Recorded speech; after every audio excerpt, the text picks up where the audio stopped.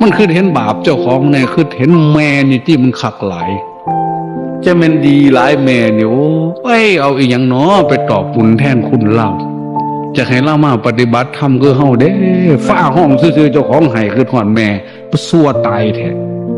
ตั้งแต่เป็นบ่าวว่าสันซื้อเรากินขวดละ4,000 5,000บ่เห็นคือหอนแม่จักเทื่อไปเข้าครับเข้าบาร์หมดทีละ10,000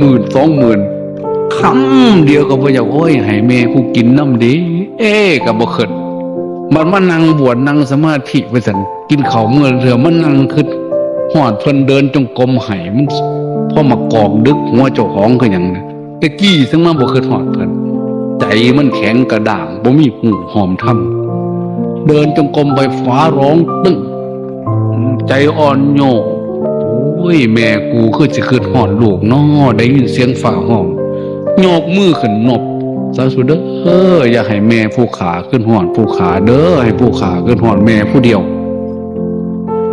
ย่านแม่ถูกขึ้นหอดเจ้าของเพิ่นบ่ได้ฝึกหัดคือเฮาว่าซั่นเฮาได้ฝึกหัดขึ้นหอดก็สิพ่ออดได้คิดมันว่าสิอดได้ปัญให้เจ้าของคือไปคือมามันคือสวดตายแท้ละบัดเน้นหน่อยมายืนอาหารหยอดเนินพะเนา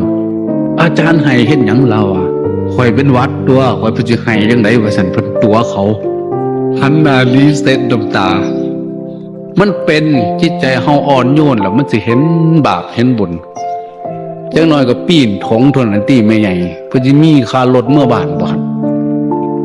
อยากทำบุญนั่นอยากทำบุญนี่ก็อดเอาอย่าสุดท้านหลายมันสิเบิดค่ารถนั่นใกล้สิฮอดมื้อเพิ่นหักเป็นเด้บุญมันเกิดอันมือ2 มือหันมีแต่อยากลักเมื่อบาปมันมายังแห้งกำลังมันยังแห้งอยู่โอ้ยมาหลงสั่งมาหลงมาน้ำมูไถนอหันเนี่ยว่าสันบ้านกะไก่อยากลักเมื่อคันไปหามืออื่นมือหื้อเนี่ยพยานมันเบิดมาดิมันสิจบหนีจากสิได้เมื่อหนีจากหมู่